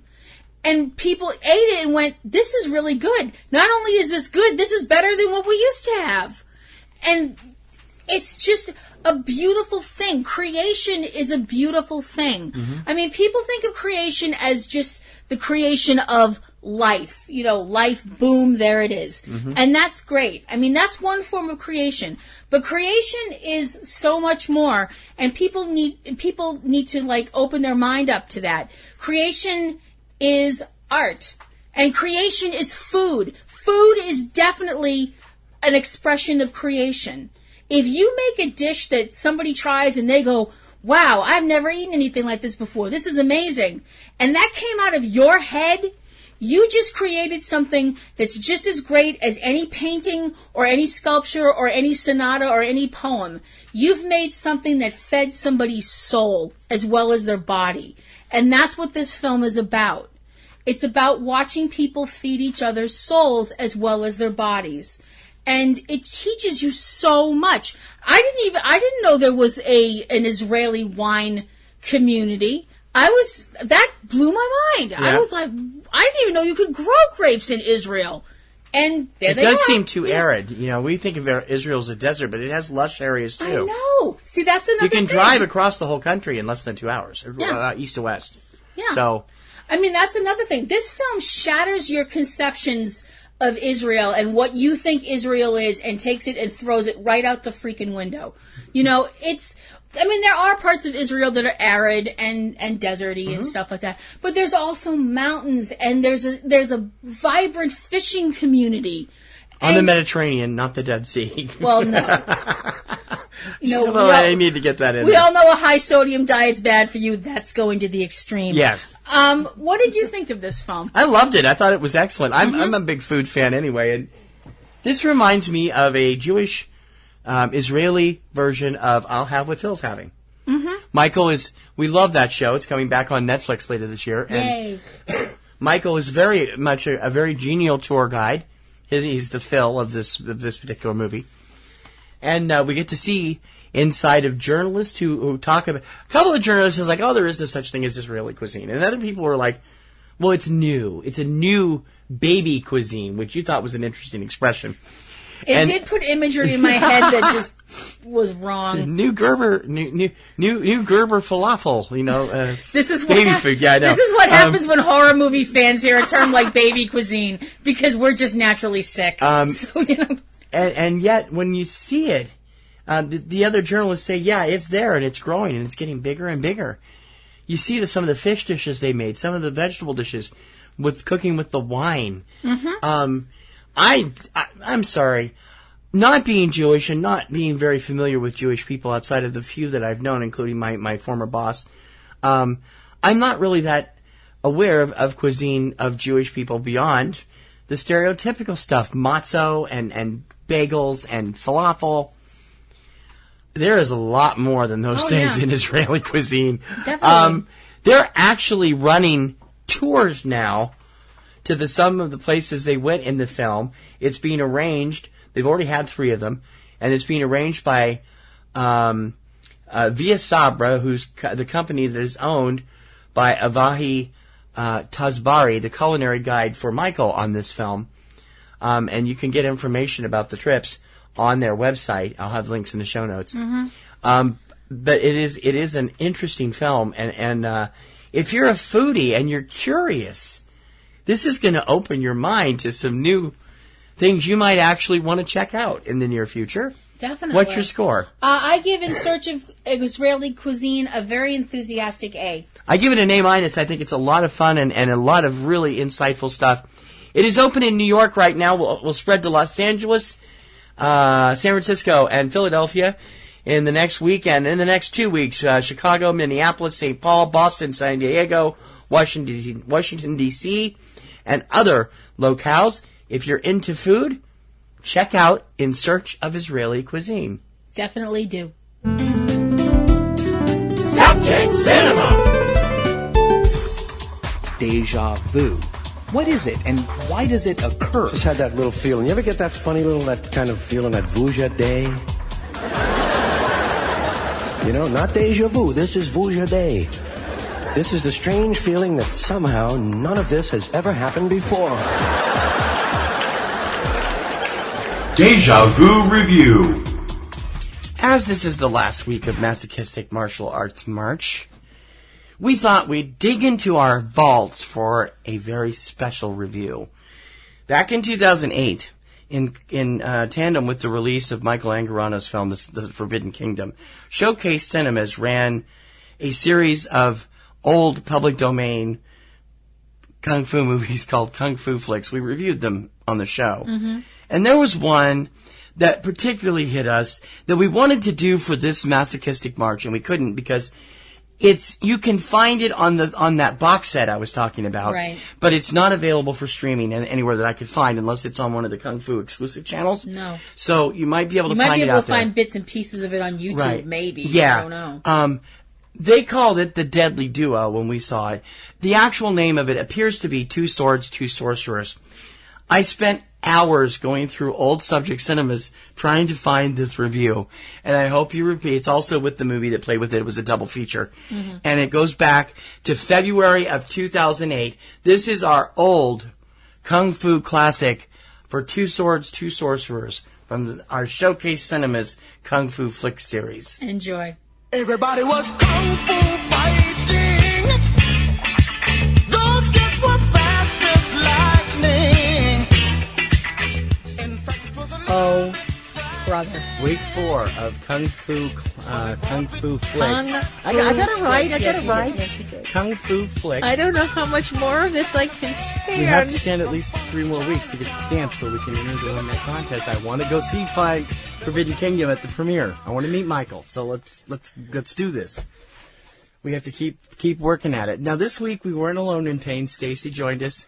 No. And my partner in crime has now become our partner in pain, and she wants to go again next week. You know, I always knew she had a streak of masochism in her. Well, next week is the best week. I'll explain why when we get there. This week, however... This week was something because... Oh, brother. Again, the last week we missed because of Ash Wednesday. Kim has church services. We couldn't make it. But I did go over what was coming up. And I said that there was a movie called The Deadly Duo, but I couldn't figure out which one it was, starring Carter Wong, whose credit wasn't anywhere on either one of those movies. Nope. And another movie called The Legend of Bruce Lee, which was supposedly a documentary narrated by Steve McQueen. But I said I didn't think it was a documentary. I thought it was a Korean movie that was based on another fake Bruce Lee. The first It wasn't movie... either one of the Deadly Duo movies. Okay. Listen. Now look. Now look. Yeah. Okay. The Deadly Duo, which is also known by another name in English, which is Two Swords, Two Sorcerers. I think you could just call this movie... Crap. Ow. And just keep repeating the word ow. Ow, ow, ow, and ow, start ow. every sentence with listen or now look. This is a period piece. Or Go-Go piece. Power Ranger. Oh boy, yeah. This is a period piece that confused the living crap out of me the first 5 minutes of it because I thought the people who were the good guys were actually the bad guys. I couldn't figure. Yeah, me too. I'm like, oh wait, no, they're the good guy. Oh, that just changes the whole thing of the movie now. There is this list that is which has little to do with anything else in the movie. Well, no, because the list gets shoved into a tree the first 5 minutes of the movie. I'm going, boy, the dryad that lives in that tree is going to get pissed. D&D reference out there. Yeah, never mind. Go on. Anyway, there's this list. There's these people from the good guy side and the people from the bad guy side. The list is all the rebels who are actually the good guys, who we thought were the bad guys, but it turns out they're the good guys. Ow. I know. Ow. I know. Oh, cut it out. Now look. There's a lot of that, too. There is some seriously bad, not good, terrible, awful dubbing in this movie. Listen, I think that's totally accurate. Get that finger out of my face, or you're going to find it shoved up your ear hole. Now look, so don't be that way. Well, you've got the intrepid band of adventurer rebel people. You know, you've got the two guys and the one girl that's with them who's actually kicks a ridiculous amount of butt, and you've got their other friend who's decided, well, I don't want to be a whole rebel thing anymore. I found this sweet girl here, and I'm getting married to her. You know, and they're like, how selfish of you! Yeah. You have a duty to do. Yeah, because this other member of their little happy clique got poisoned by the evil McBad guy with the green hands. I'm like, is he turning into the Hulk or something? What the hell? He lives in Green Hill. That was 2 times ago. That was 2 times ago. No, the evil leader of the bad guys who wears this awful red outfit and has this poison smeared on his hands. I guess it's smeared on. I don't know if it's tattooed on or whatever. But when he hits you with his hands, you die because this got poison that soaks into your skin. And of course, I'm thinking, why is it not soaking into his skin? Yeah. But I don't think it's brushed on. I think it's in his system. I don't know. I didn't make this movie. Thank God, you would have made a much more intelligent and comprehensible movie. So the one guy gets poisoned, and you've got the other people that are like, you have to help us. And the one guy who's like apparently some kind of a leader of this group, that he's like, no, I'm going to go off with my fiance. I'm going to live my life. And his friends, instead of being happy for him, are all like, you selfish bastard. They kidnap her, and several times. Hijinks ensues. They kidnap her several times, and wackiness and hijinks ensue. And as TC mentioned, halfway through the movie, this mysterious guy keeps showing up out of nowhere. And my first reaction was, "Holy crap! It's the White Ranger!" Don't you insult Tommy like that? This guy jumps out of a lot of jumping in this movie. A lot of overhead shots of people just jumping. And the guy with the silent foot kick. And we are sorry we are not remembering any of the names of any of the characters because I can't. I can't remember anybody's name. I'm sorry. As you mentioned, as TC mentioned. Oh no, that's the second. That's the second movie. You've got the one guy whose kung fu basically a lot of it seems to stem from the fact that he can hold his leg really straight up in the air. Totally still. Yeah, I still think that's going to be a diversionary. It stopped the action dead. I think it's going to be some kind of a diversionary tactic or something because it is pretty stunning. I'm like, wow, the Rockettes could use you. But anyway. you've got sword fights and betrayals and more sword fights and betrayals and people getting stabbed and all kinds of stuff happening. And then you get an ending that just flat outright sucked. Yeah. The end of the movie, you're sitting next to me because I'm sitting in the middle I'm in the middle, he's on my right and Stacy's on my left so that I get both of them saying stupid crap in my ears. And listen, that's not true. We get to the end of the movie, and all I hear on my right is, "Don't tell me this is the end of this movie." And then the end pops up on the screen. I'm like, too late. He's like, a bunch of swears I'm not going to say. I did not. The one thing that really freaked me out about this movie, and I realize this movie is just painful. Although, to be fair, I really think this might have been at least a more watchable movie in its native language. In its native language with subtitles. I think it would have been more watchable, slightly more you might care about the characters more, because I didn't care about any of these people at all. They were all selfish bastards, every last one of them.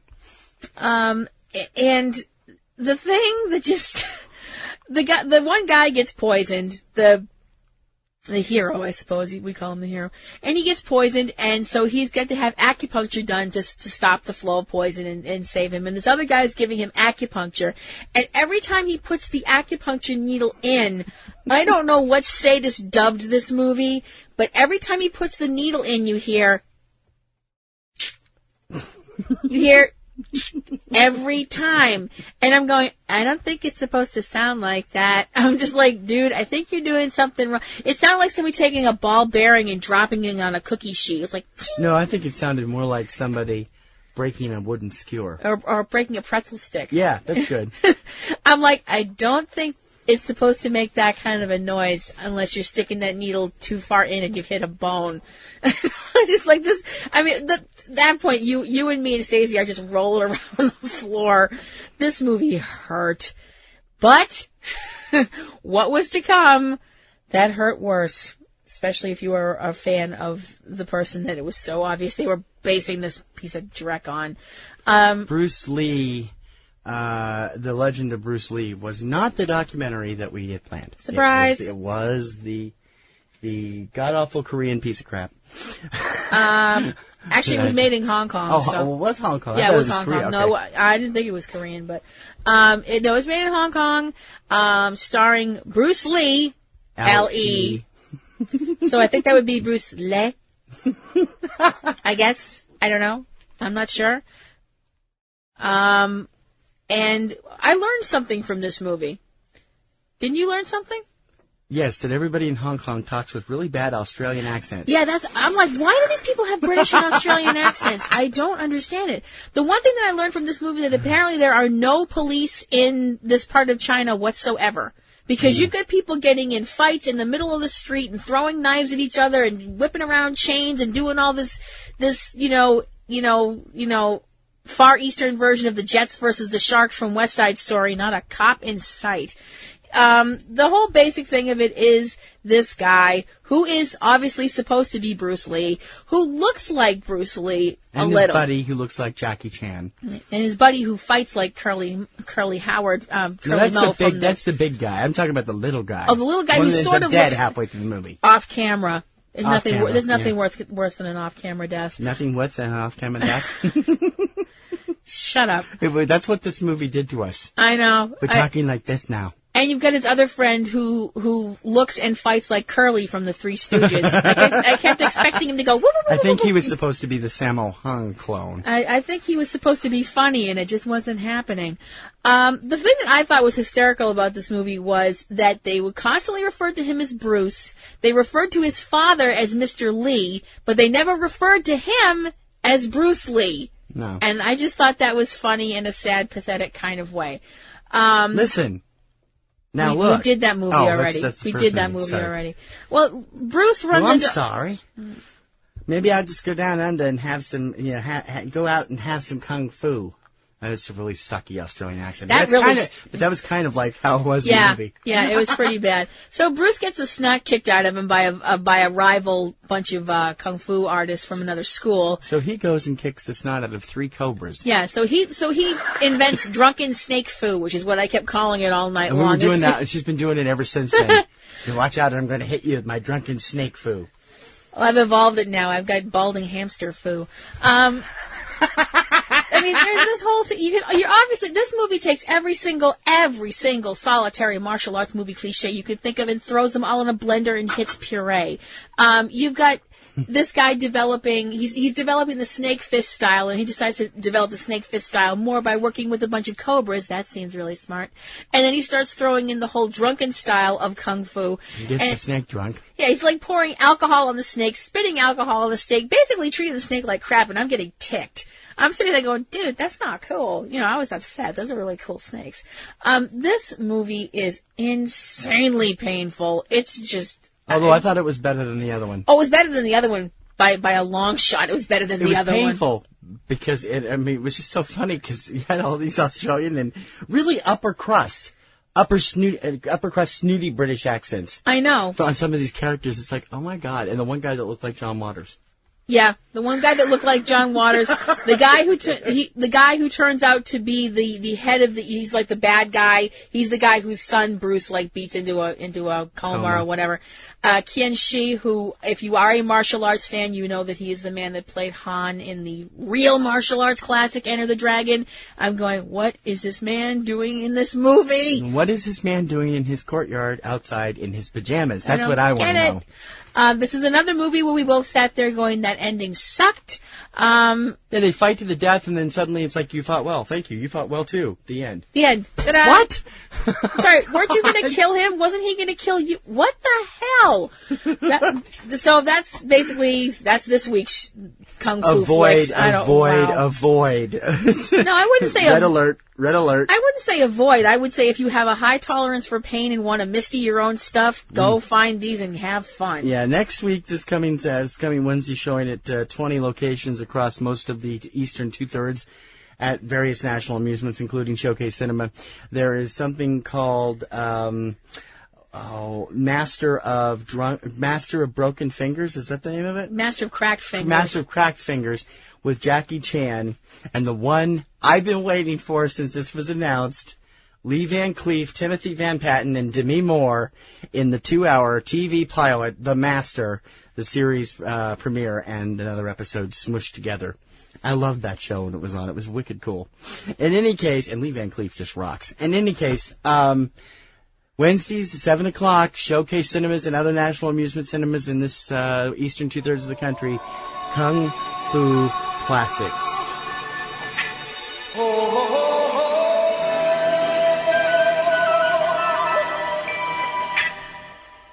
Everybody was kung fu fighting. Those kids were fast as lightning. In fact,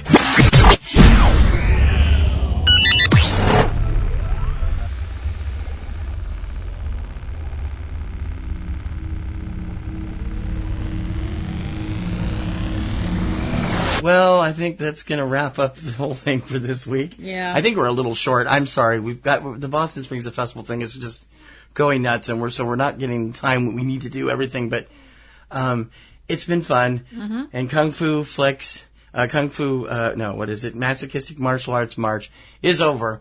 Thank goodness. We had some fun. We did.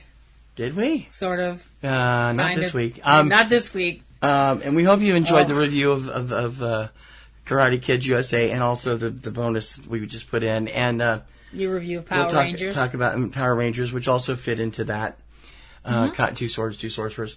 April is coming up. Yes. And we will be getting into the really heavy portion of Boston Springs Festival. So I'm not sure. We're not going to promise. I mean, this is a show again. We're on Monday again, so it's really screwed us up time-wise. But we'll get shows up weekly. We just don't know. We're going to aim for our usual Sunday berth, but if we don't make it, don't hesitate. We will be along in a day or two. Mm-hmm. As a result, some of our other stuff has suffered.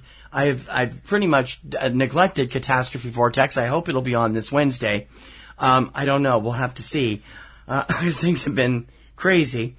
You've been lucky because Platinum Roses Garden's been off for the last 2 weeks. It's coming back this week. But I will be back this week with my review of this week's episode of Supernatural called Ladies Drink Free. And we didn't do it. We didn't do the last word. So why don't you, or the last reel. So why don't you do it here? Talk about it here. Our last reel is a segment where we talk about good news or exciting news. And what's more exciting? Or funny news.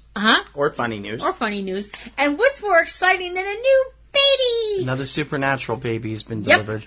Complete with horns. Stop that! Oh my Tail? frog! Seriously? Well, I'm just saying. Shut up. Jared and Genevieve Padalecki have welcomed their daughter into the world. She was born on March 17th. Her name is Odette Elliott. And I'm so excited and happy. Oh yeah.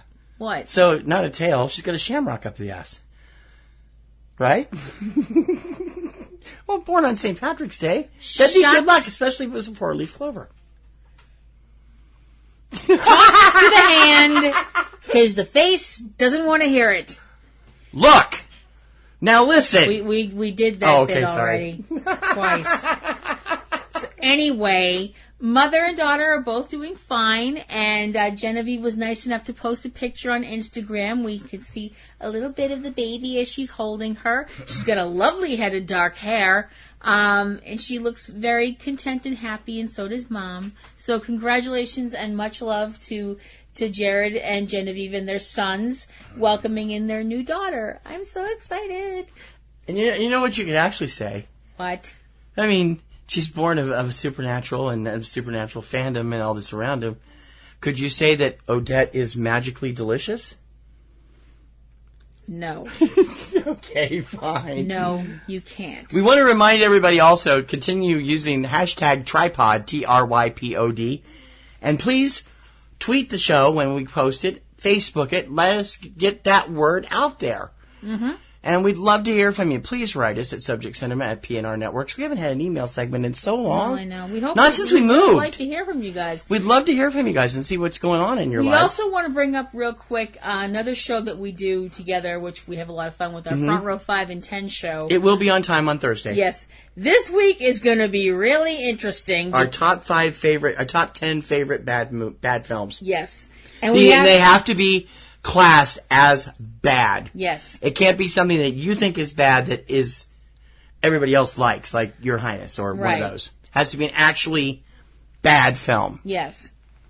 And I picked some pretty bad films, so... I haven't done mine yet, so we'll get there. And this is going to be really interesting, so you'll definitely have to check that out. And we hope you enjoyed this week's episode of Subject Cinema, and we hope you'll come back again next week. And we don't know what'll be there. We do know what time. We don't know what time or when. We hopefully will have some great movie reviews for you next week, and lots of other stuff going on as usual. Until next time.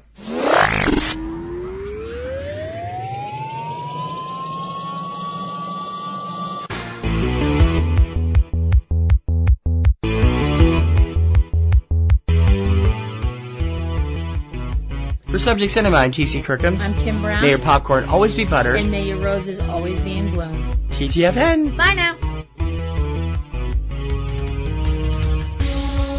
You have been listening to Subject Cinema with hosts T.C. Kirkham and Kim Brown. Subject Cinema is produced by PNRNetworks, Boston, Massachusetts, which is solely responsible for its content. Subject Cinema theme performed by Eric Lyon. Subject Cinema is recorded and produced using Sony Vegas products. Subject Cinema is copyright 2017 by PNRNetworks under a Creative Commons license. Check out a new episode of Subject Cinema every weekend. Until next time, this is Bob Taylor for Subject Cinema, and we'll see you at the movies. That's all.